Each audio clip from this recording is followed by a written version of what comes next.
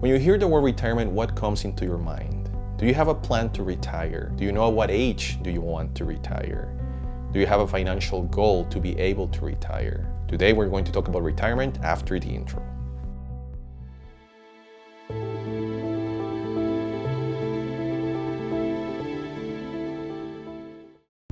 Welcome to a new episode of Inner Wisdom Life Guidance. Today we're going to be talking about retirement.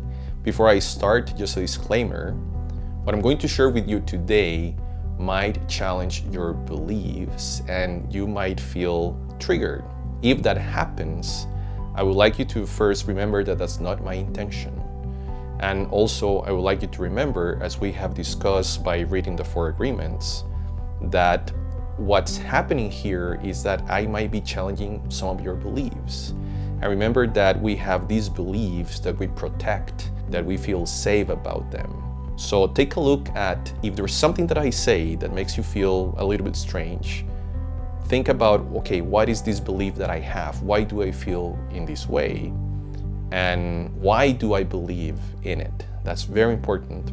So remember, again, it's not my intention at all to say something that's going to trigger you. I want to encourage you to think and perhaps observe and challenge the beliefs that you have. So that's just a disclaimer for today's episode. First, let's start with what's the promise that it's sold to you, to everyone, about retirement. The story goes like this. You go to school, you get your degree in something, then you go and you search for a job, and then you work until you are 65. And during all those years that you're working, you're saving money for retirement. And once you retire, you can enjoy the money that you have saved during all these years. During these years that you're working, you are contributing usually to a pension fund. And when you retire, then you can have these payments from the government.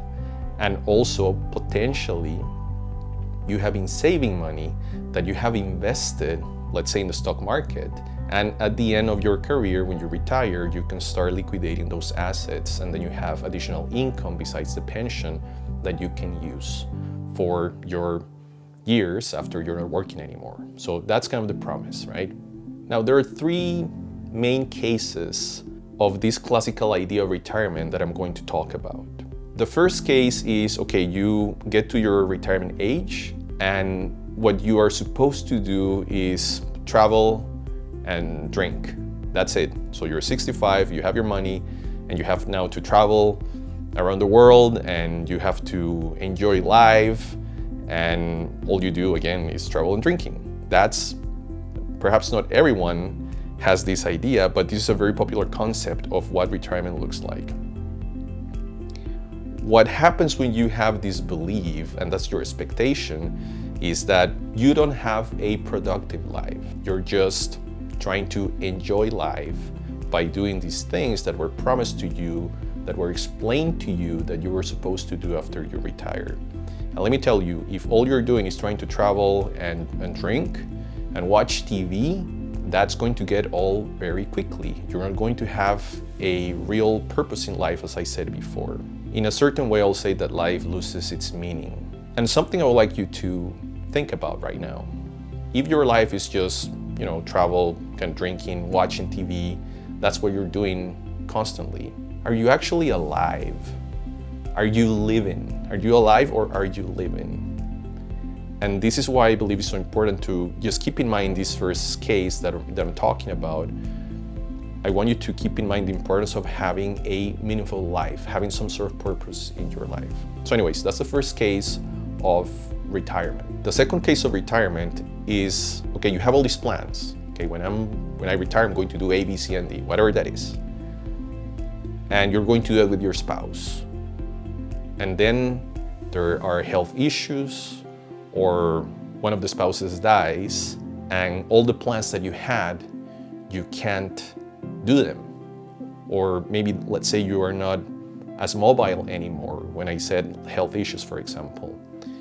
And you worked all your life with this promise that once you're 65, you can do what you want, you can enjoy the money that you have saved, you can enjoy these years after all this hard work that you did all your life, basically, but something happens to you, your spouse, from a health perspective, and you can't do it anymore. This is very sad, and this happens to many people that I know. The third case, it's you finally reach your age to retire, but you don't. You can do it, you have the right age, you have your savings, but you don't do it. Why? Because work became your life. That's the only thing that you have. You have an addiction to work. You don't have any other activities outside of work that you can do. You don't have any hobbies. And again, I've seen many people that they are scared to retire because they don't know what they're going to do. And of course they don't know what they're going to do.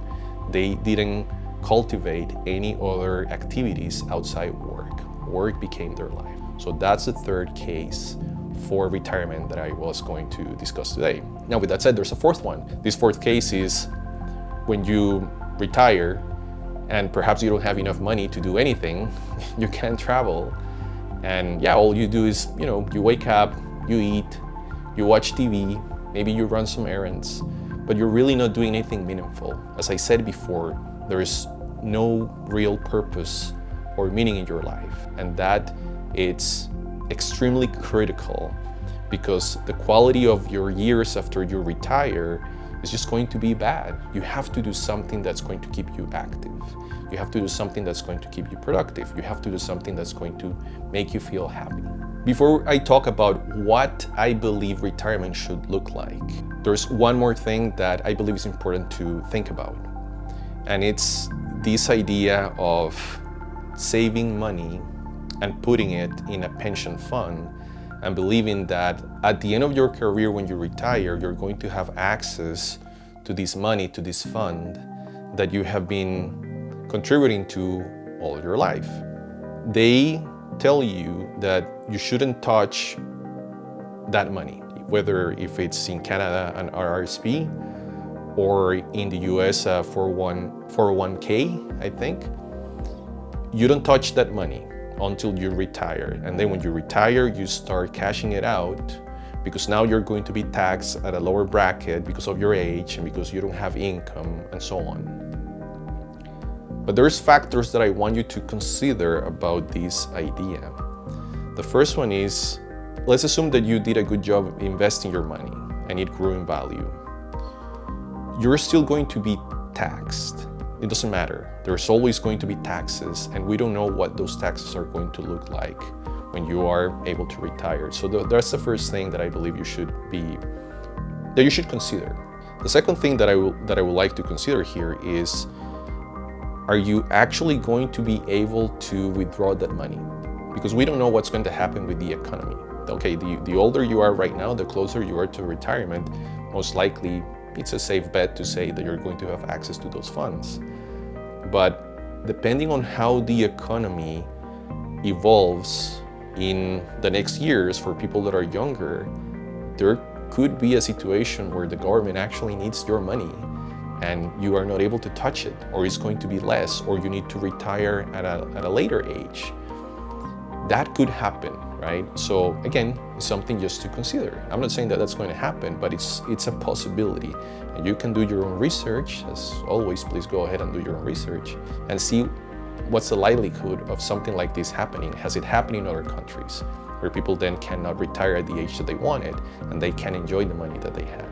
There's nothing that is guaranteed, I guess, from a perspective of, yes, you're going to enjoy your money once you retire, it's going to be available for you. You don't know that. No one knows, right? Anything could happen in that case. So with that said, what does my retirement plan look like?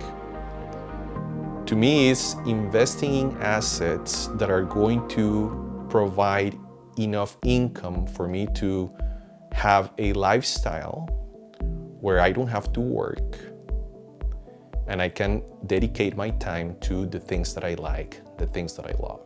This is what's defined as financial freedom. And again, you can research about what financial freedom is. Many people have different definitions for it. To me, it's that I have assets, they provide a passive income, I get to a point with my investments, with these assets, that I don't have to work anymore. They provide the income that I need to live the lifestyle that I want. And I stop working. And then after that, I can have all this time in my hands. I don't have a job anymore. I don't depend on a job anymore. But now I have all this time in my hands where I can dedicate my time to things that I love, things that I enjoy, my hobbies. I can spend time with my family. I have the flexibility to do whatever I want, basically. And something that's very relevant about this definition of financial freedom and the expectation of what the income from the assets is going to let me do is what's the lifestyle that I want. And the more expensive your lifestyle is, the lifestyle that you want to live is, the more income that you need. And this is why it's so key to be mindful of what are the things that you actually need and want in your life, because that's going to define how much money you're going to need to live your lifestyle. The last episode that I released 2 weeks ago was about mastering your finances. And a big part of mastering your finances is understanding what things you actually need in your life versus what are things that you want. In the first case of retirement that we were talking about, where you're traveling and drinking, okay, do you actually need to travel? And where do you need to travel? And how often do you need to travel? These things are going to impact how much money you're going to spend, how much money you're going to need. What I'm saying with this is that maybe you can retire earlier, maybe you need less income, whether if it's, let's say, if you want to go down the path of the pension and your investments in the stock market that I mentioned before, maybe you can retire earlier because you're going to have a lifestyle where you're going to spend less money, right? If you're investing your money and you're gathering assets that are going to provide this passive income, maybe you don't need that many assets. Maybe you don't need that many investments because you're living a lifestyle that lets you spend less and that lets you retire earlier and be free. Like, you will have time in your hands that you don't have today because you have a job that you're bound to work at least 8 hours per day. When I talk about retirement, or when I think about retirement, in this whole thing that I have explained to you in today's episode, to me, retirement is more like an active retirement. And what I mean by this is that I will be spending my time on, for example, managing my finances. If I have a business, if I have real estate, all these things that I have, I'll be investing time working on them. I'll be investing time making sure that they are successful. I'll be making sure that they grow, that they provide the income that I need. So it's an active type of retirement. It's not about sitting down, watching TV, traveling and drinking. It's about continue to being productive, having a purpose in your life, helping others. These kind of things are going to massively change the quality of your life, of these years that you're going to live after you stop working. So to me, active retirement is the best way to define how I envision my life after I stop working. Having all this time back into your hands, you need to know what you're going to do. You need to have a plan. If you don't have a plan, basically you're not going to know what to do. And that's where, as I mentioned before, helping others, spending time with your family, spending time doing the things that you love, spending time in your hobbies, that's going to be so, I'll say, meaningful. And if you don't have any hobbies right now, I highly recommend that you go ahead and start defining what are the things that you like to do. We're going to do an exercise in a future episode that's going to help you define what these hobbies are. But for now, maybe start thinking about what is it that you like to do, that you like to spend your time on. Think about it. And that's what's going to help you define what are you going to do when you stop working. When to retire?